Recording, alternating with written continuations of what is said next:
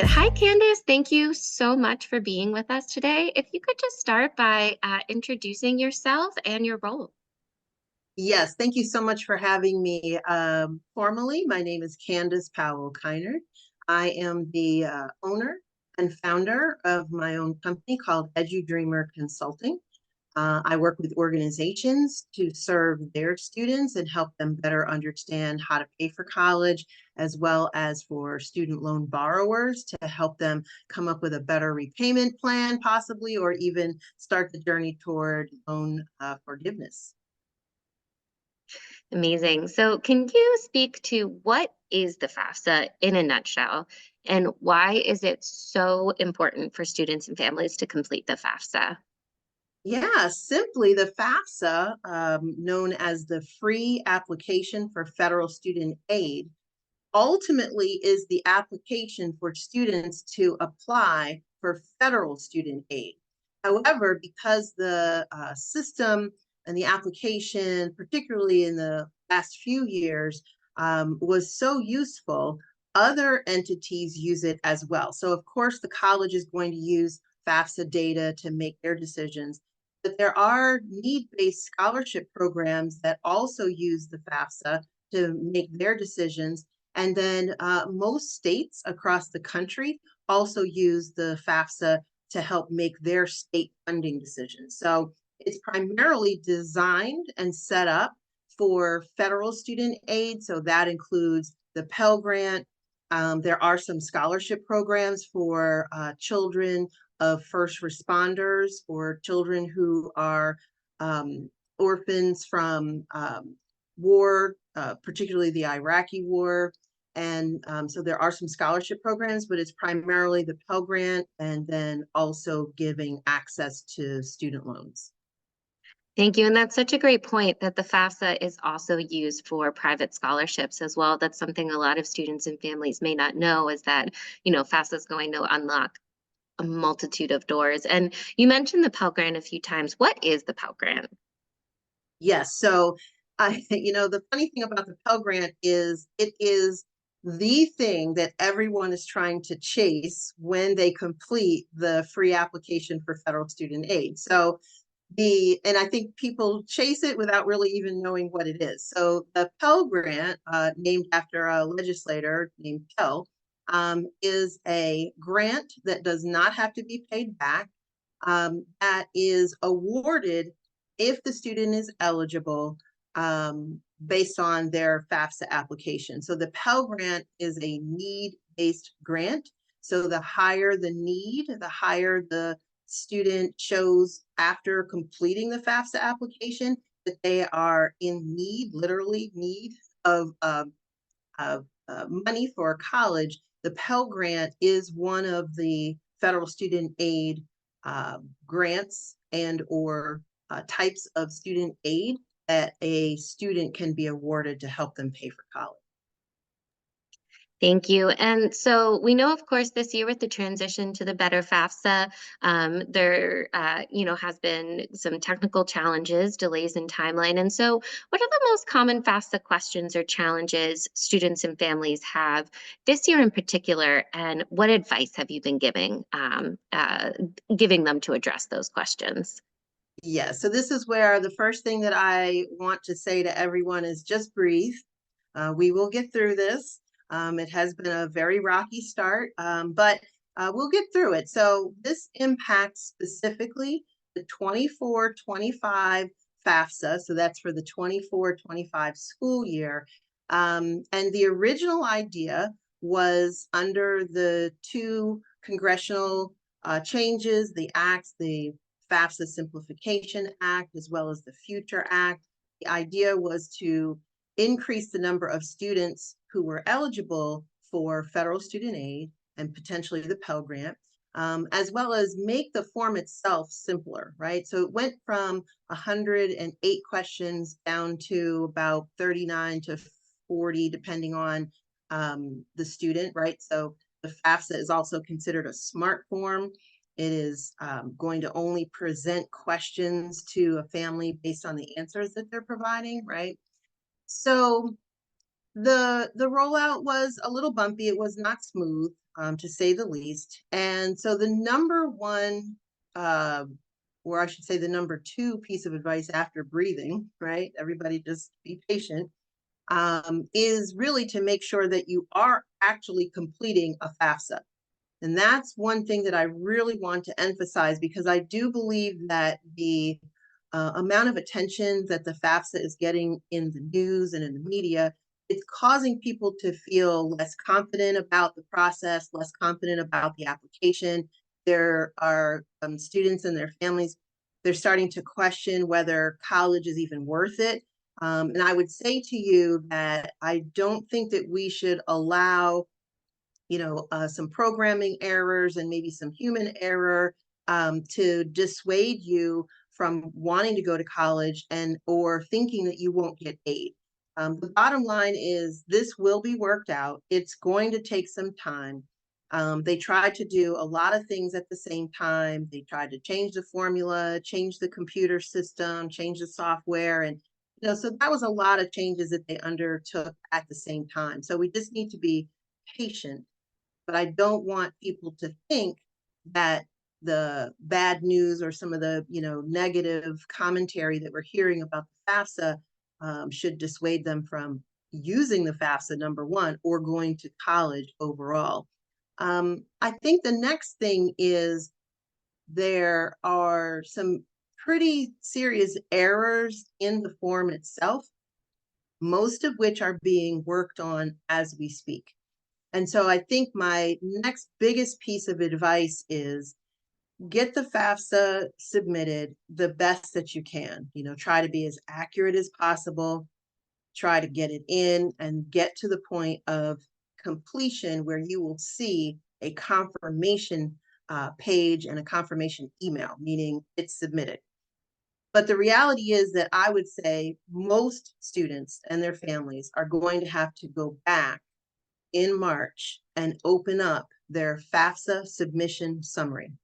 The FAFSA submission summary, it used to be called the student aid report, right? Now it's called the FAFSA submission summary, and it will be online.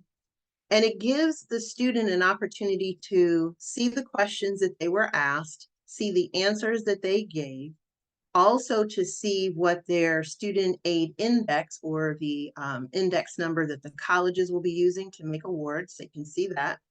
They will also be able to correct the form itself. So the FAFSA submission summary gives students an opportunity to go in and make any corrections, any additions. So if they wanted to add a school, for example, and any alterations that may need to be done based on, maybe something didn't go well in submitting the FAFSA early on. Now that FAFSA submission summary is not yet available. The U.S. Department of Education has predicted that they will have the updates done and that the FAFSA submission summary will be available to students in mid-March of 2024. And so we'll just have to wait and find out, when that becomes available. The way that it's going to work is that students will be emailed and they will be directed to say your FAFSA submission summary is now available. And they'll go to studentaid.gov, they'll log in with their FSA ID, and they'll be able to see the FAFSA submission summary presented in front of them. So I would say those are my top picks right now. I know that a lot of families got frustrated because the form didn't work the way it was supposed to. It even was getting submitted when it, should not have. There are issues with families not being able to finish the parental income section. And I think the one that is somewhat troubling is parents without Social Security numbers can create an FSA ID. That was originally how it was supposed to work. They were supposed to be able to obtain their own username and password so that they could help their students, right, their children, to complete the FAFSA. And unfortunately, that system has not worked from the beginning. And so parents who are contributors to the FAFSA, who do not have social security numbers, who should have been able to get, their username and password, have not. And those who did get a username and password are kind of finding that that system is not working. They're not able to submit or contribute to their students' FAFSA. So we're going to have to wait on that one as well. Thank you. That's such helpful tactical advice, but also, just kind of thinking about mindset too, acknowledging that this is very frustrating, but ultimately keep going, keep trying. It might be a different process, it might be a different timeline, but it's the same outcome, which That's is right. making college affordable. And students, families, mark on your calendar mid-March to be able to go back in and make corrections as needed and to check your responses. And so transitioning to the financial aid award letter, what is the financial aid award letter? Or I should perhaps say letters. And how does that letter connect to the FAFSA? Right. And so let's go through the whole process. So the student and their parent contributors finish the FAFSA to completion. They get the screen that tells them that they have a confirmation that they have completed the FAFSA. So the financial aid award notification or the award letter is as a result of finishing a FAFSA. So when particularly in normal years, the FAFSA data goes to the colleges and universities. This year, that will happen in mid-March.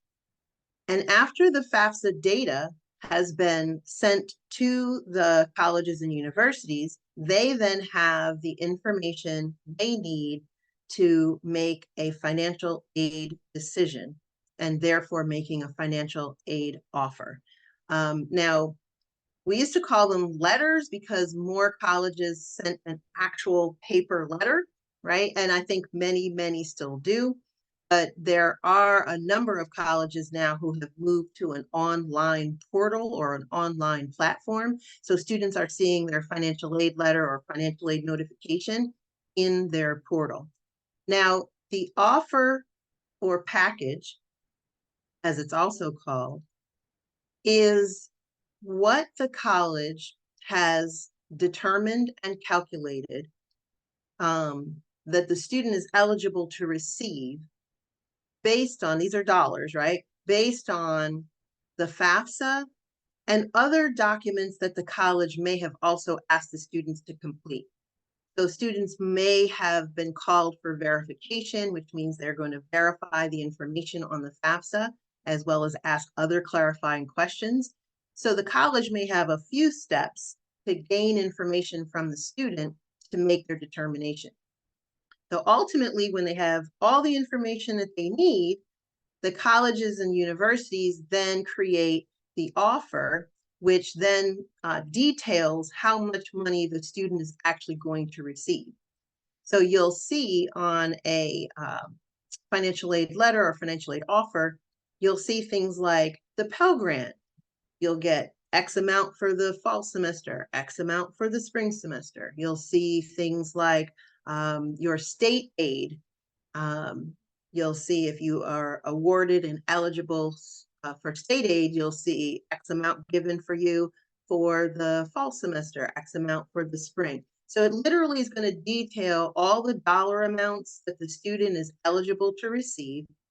Typically, those dollar amounts are considered estimated. So the student has to go through the final process. The colleges and universities will make sure that they have all the data that they need from the student and their family to make a solidified decision. And then those dollar amounts will move from being estimated to being actual or real. And then that money gets applied to the student's bill. And then that is how they are paying for college. So the financial aid award letter, is a result of the FAFSA. It details all the dollar amounts and eventually helps the students to pay for college. Now, we know, Kelly, and you might be getting ready to ask me this, but we know that this year, that process has been very delayed. So in a normal year, it would only take, probably a week or less for the FAFSA data to get to the colleges and universities. But we know for the 24-25 FAFSA, that whole process has been delayed. And there are colleges and universities, quite frankly, there are over 400 of them that have indicated that they're going to push their decision dates back, thereby allowing the colleges and universities time to make those letters of award, or the award letters and offers. So every college is very different.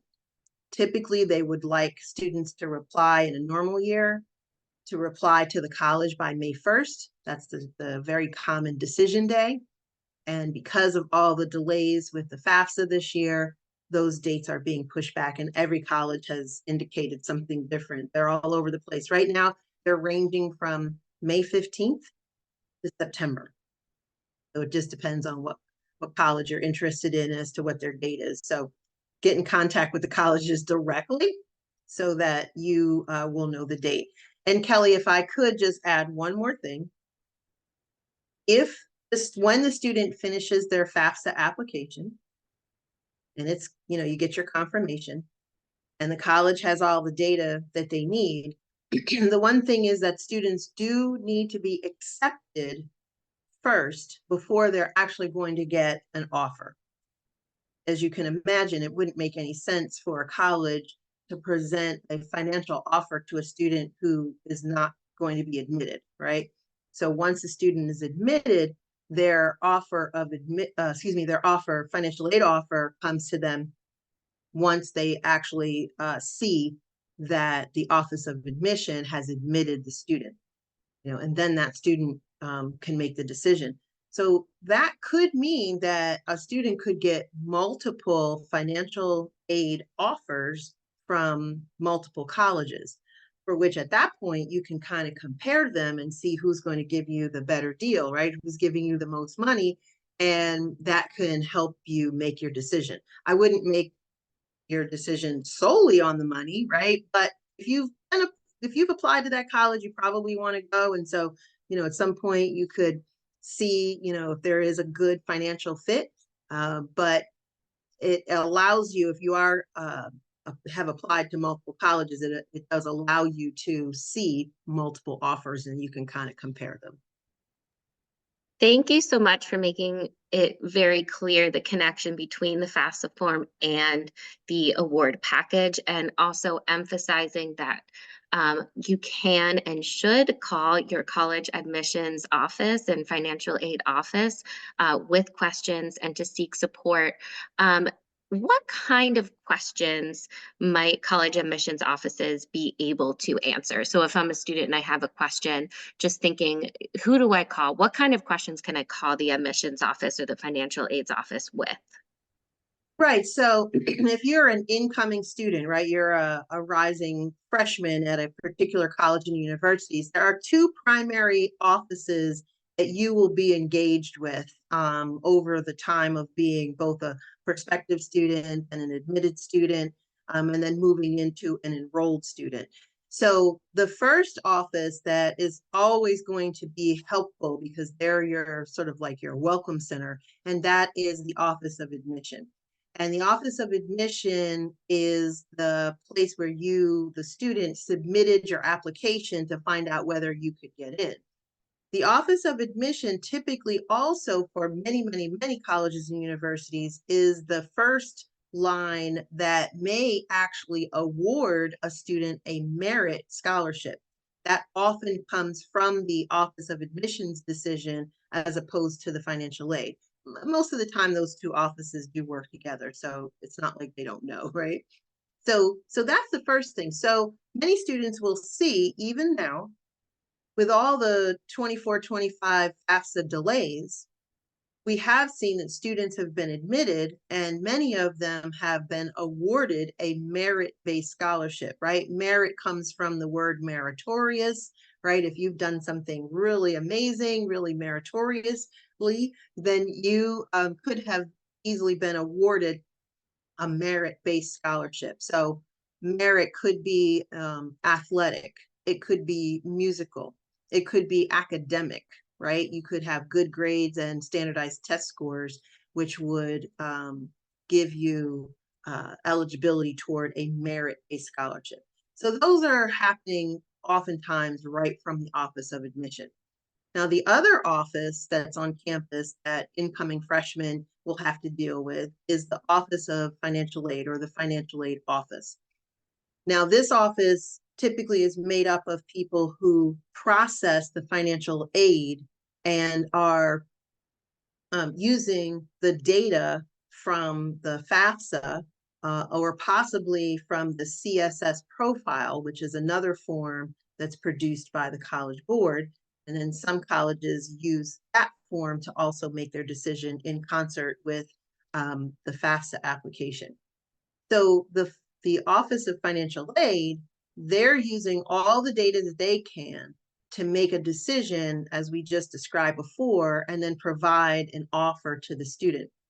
So if you have questions about your aid, even before you get your award letter or your award offer, you can reach out to the Office of Financial Aid. And I think this year I have been encouraging most students, if not all, to reach out to the financial aid office to make sure that they're very clear as to what is happening and what they're responsible, what the student particularly is responsible for doing.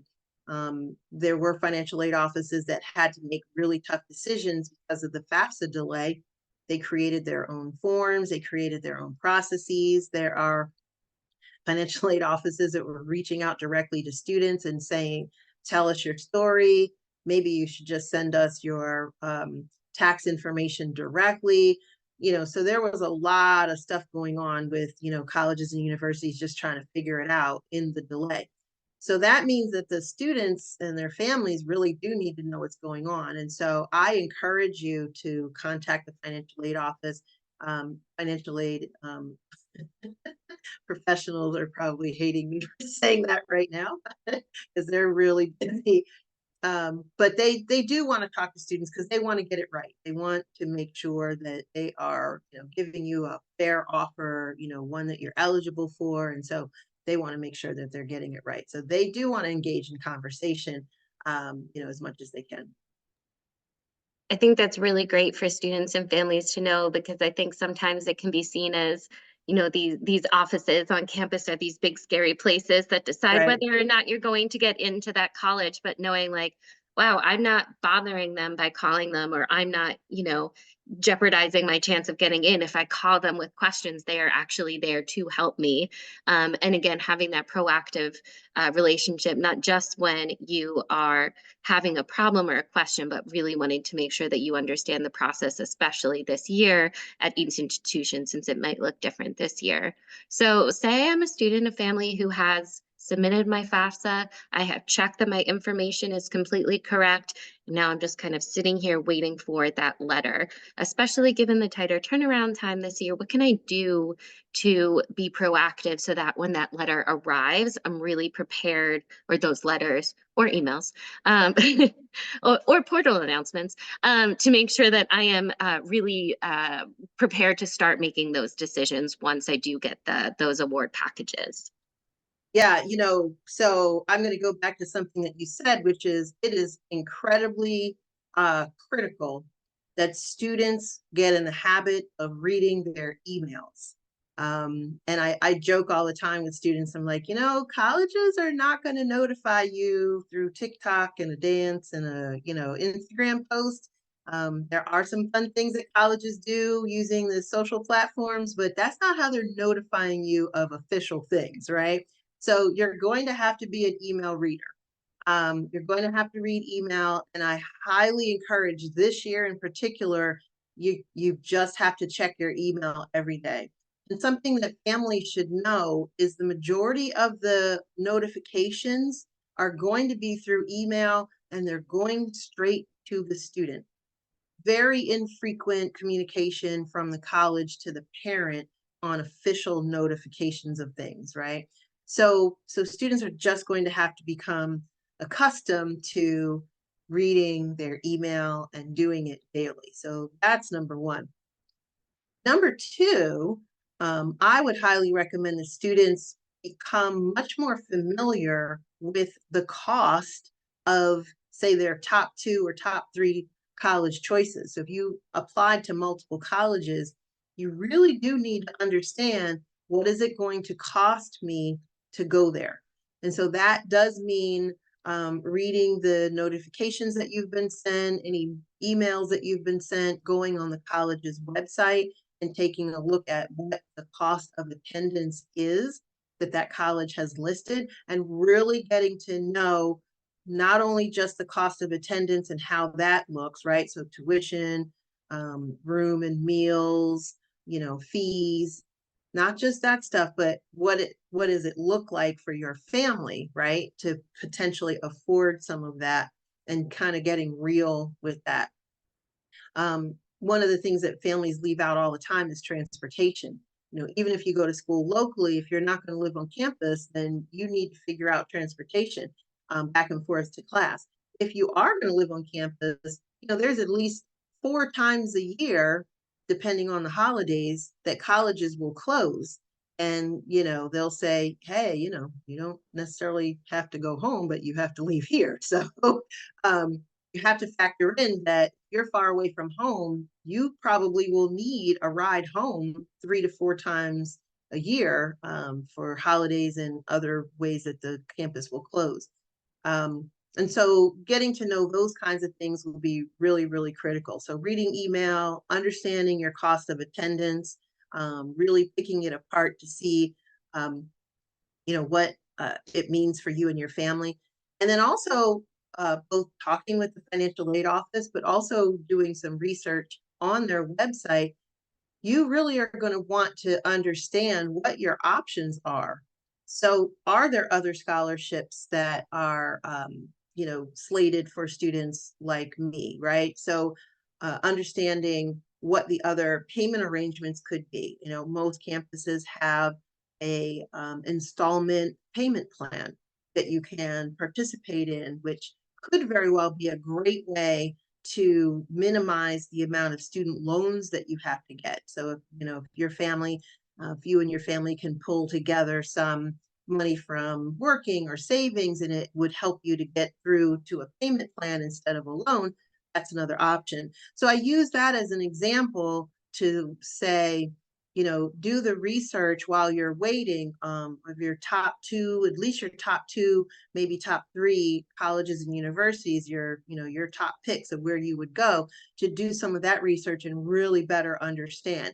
And of course, the very common thing that most professionals will tell students to do while they're waiting is apply for scholarships, right? That is really critical, because there really are millions and millions of dollars of scholarships out there. I'm not even going to suggest that it's easy. It is work. It is hard work. I have twins who are college seniors right now, and they had to do a lot of work to get the scholarships that they needed, and they didn't realize how much work it was. Now, I don't say that to discourage anyone, but I do want to be realistic that scholarships just don't knock at your door and hand you a check. So there is an application process for many of them. Some of them are much more complex than others. But doing that scholarship research is a great use of your time while you're waiting for all these FAFSA delays and waiting for your offers to come back. Thank you. You are just so wonderful at anticipating all of the questions that may come up, not only the obvious kind of situations or questions that might come up, but not even um, just what families and students might not even know to consider. So that's really helpful. And I, of course, have to plug Philly Goes to College and make sure that students are going to. We have some videos about the financial aid award letter that may help break down some of that terminology that you're going to see, and also our scholarship bank that is updated regularly. And as Candace said, it is work, but setting aside time to ensure that you are applying for that money that's going to make college possible. And I always like to say that that students should apply early and often and with confidence that they're deserving of the award, because I'm sure many students think, "Why me?" But applying with confidence that this that this is achievable. So our last question is, how did financial aid impact your own college journey? And what do you remember about completing the FAFSA as a prospective college student yourself? Oh, God bless you, Kelly. Let's just say I'm a woman of a certain age. So, to be honest, I did go through the financial aid application process, but at the time that I was in college, it actually was not called the FAFSA. So that ought to give you a window into the world of my age group. But so, you know, two things. One is that the financial aid process was not nearly as complex as it is now. And that just has to do with there are more things offered than when I was in high school. Um, when I was in high school, the state was very involved in making sure you got money. So you had to figure out how to, get that kind of information plugged in. And then, secondly, there was federal money, but it wasn't as prevalent as it is now. And it was also more loan money than anything else. And so often I'll run into parents who might be, closer to my age, and they think that the FAFSA only gets you loan money. And, if you're not eligible for a Pell Grant or some of the other grants, then that's a possibility that you would only get offered loan based on your family's income and assets. But for the most part, the FAFSA is a lot more open, and a lot more federal student aid available than when I was coming up. So I really focus a lot on scholarships. And, at that point in time, too, you had to kind of write to the scholarship organizations and, ask for an application and actually put things in the mail. So I knew that it was going to be important for me and my family for me to keep my grades up and also to apply for scholarships, which I did get quite a few. I got quite a few that really did help. Um, the second piece, though, that is uh, sad, right, is there weren't a lot of people around like us. There weren't a lot of college access professionals, and so you mostly focused on school counselors. And while they were very helpful, I went to a very big high school, so trying to get in and trying to get an appointment with your counselor was a challenge. And unfortunately, as the costs went up, and I went local to Philadelphia. I went to Arcadia for undergrad. So as the costs went up, my family actually took out Parent Plus loans, which is like, oh my God. And so, Parent Plus loans are incredibly helpful because they will help you pay the bill and up to 100% of the cost of attendance, not over the cost of attendance, but up to that cost of attendance. So from that standpoint, a Parent Plus loan can be very helpful. But Parent Plus loans, they can be very expensive because the interest rates are high. And when I was in college, those interest rates were really, really high. So I remember after I got a job in college access, I remember my parents saying to me, we needed a person like you to walk us through this process because there are so many things that we didn't know. We probably could have avoided getting a Parent Plus loan if we had known more about how this system works. So it was definitely a different day. Similar issues, right? Trying to fill in the gaps of the costs, and scholarships were a really important part of my journey for sure, and working in the summer. um, Working right now doesn't amass the same amount of money now to pay for college as it did. Like, there were points in our history, of higher education where you hear older citizens and folks who have degrees say they work their way through college. That's not really as feasible as it used to be, because the costs are so high. So yes, working is good. Yes, you should have a nice little summer job or maybe a paid internship in the summer, to get some funds that will help you. But I wouldn't anticipate thinking that you could work your way through college, and get the money that you need. So that was Well, my journey. well, thank you so much. And that's such a wonderful note to end on, is knowing that there is support. There are people who are there to help you and who want you to go to college. There are um, opportunities out there. And so to keep pushing, and it will be worth it. Thank you Yes. so much, Candace, for your time and expertise. We appreciate it so much. Yes, it is my absolute pleasure. I enjoy helping students and I enjoy actually with the whole financing a college education. This is what I spend about 90% of my time doing. I'm fully focused on the money at this point. So I enjoy it and I've enjoyed our time here. Thank you so much. Thank you.